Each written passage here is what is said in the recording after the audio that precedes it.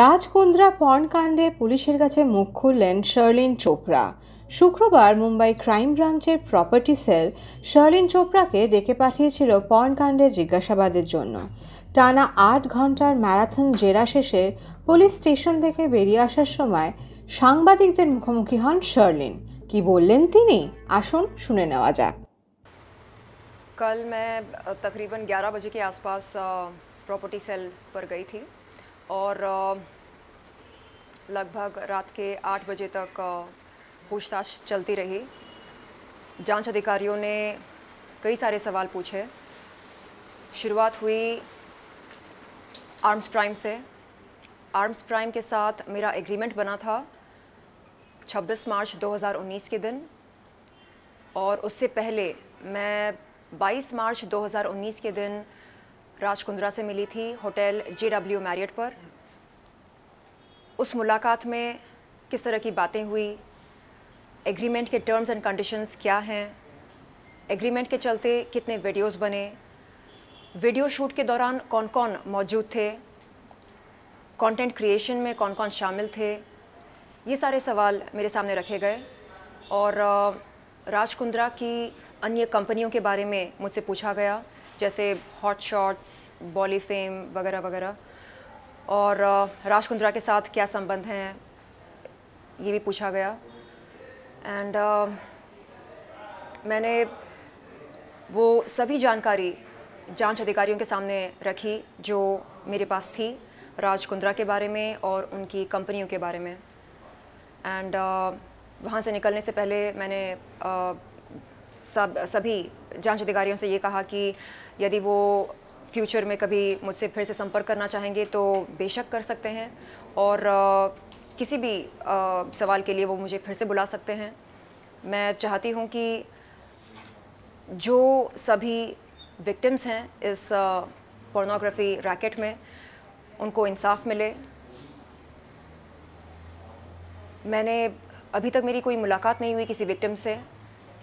मैं जानना चाहूँगी कि उनसे क्या कहा गया था, उन्हें कैसे गुमराह किया गया था, और मैं चाहती हूँ कि सभी विक्टिम्स, सभी पीड़िताएं आगे आएँ और अपना बयान दें, क्योंकि जब तक वो बोलेंगी नहीं तब तक पता कैसे चलेगा कि मोडस ऑपरेंडी क्या था।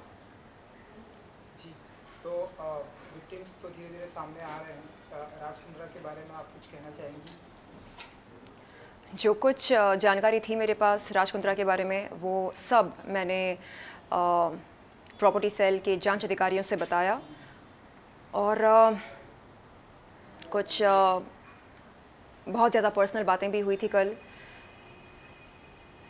अप्रैल 2021 में मैंने जुहू पुलिस चौकी पर एक शिकायत की थी राजकुंद्रा के ख़िलाफ़। उस शिकायत के बारे में कई सारे सवाल पूछे गए।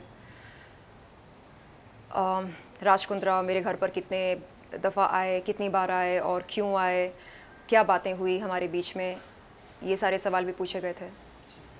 चलिए, तो फाइनली कुछ कहना।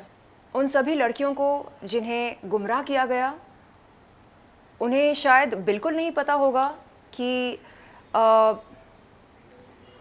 पोर्नोग्राफी से संबंधित हमारे देश में क्या रूल्स हैं और उन रूल्स को फॉलो नहीं करने का अंजाम क्या होता है। इसे कहते हैं गुमराह करना, यानी ये बोलना कि नहीं नहीं इट्स ओके, चलता है, सब करते हैं, सब देखते हैं, तो जाहिर सी बात है कि ये गलत नहीं है, ये सही है। जब आप इस तरह की जेनेरिक बातें करने लगते हैं तो ये जो नौजवान लड़के लड़कियां होते हैं जो यहाँ पर काम की तलाश में आते हैं, इन्हें लगने लगता है कि ओके, अब अगर राजकुंद्रा ये बात कह रहे हैं कि ये सब चलता है, इट्स ओके, सब कर रहे हैं, तो गलत कैसे हो सकता है। तो वो इस बात को सच के तौर पर स्वीकार करते हैं। एंड यहाँ से शुरू होता है मिसलीडिंग का ये जो सिलसिला है। तो मेरा उन सभी विक्टिम्स, पीड़िताओं से ये निवेदन है कि आप आगे आएं और बताएं कि आपसे क्या क्या कहा गया था, कैसे आपको अप्रोच किया गया था, कैसे हॉट शॉट्स ने या बॉली फेम ने या आर्म्स प्राइम ने आपको अप्रोच किया और आपको इस दुनिया में आकर्षित किया। आप बताएं, तभी पता चलेगा कि मोडस ऑपरेंडी क्या था।